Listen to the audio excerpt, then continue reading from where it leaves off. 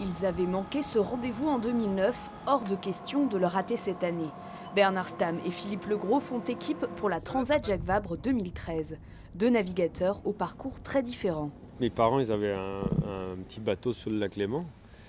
Et du coup, j'ai passé ma jeunesse sur le lac, quoi. On m'a pris sur un bateau avant que ça sache marcher. C'est une langue maternelle. Alors que Bernard sillonne ensuite les océans en travaillant sur les cargos, Philippe côtoie un peu le monde de la voile, mais il ne s'y plonge vraiment qu'à l'âge de 16 ans quand ses parents s'installent à Begmail, en Sud-Finistère.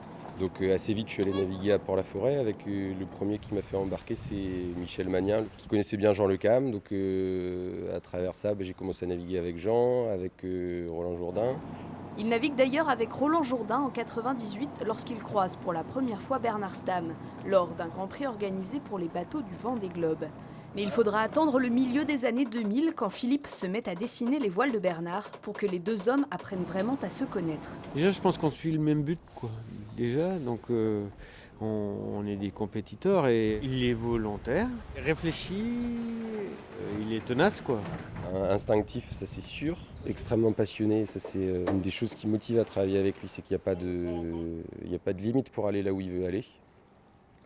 Et du coup, la dernière chose, ce serait ça, sans limite. Un côté sans limite que vient justement temporiser Philippe. J'ai tendance peut-être à calculer un peu plus les choses que Bernard et lui être un peu plus en sensation. Moi, comme j'ai le nez tout le temps dans les instruments pour enregistrer tout le temps les performances du bateau, c'est sûr qu'au fur et à mesure, j'ai la culture du chiffre. Et c'est pour ça qu'on est complémentaires aussi, parce qu'il y a des fois, les chiffres, on a du mal à les lire ou à leur faire dire ce qu'on ressent. Donc, il faut aussi une part de sensation. Et en parlant de bateau, si vous étiez une voile, vous seriez quoi?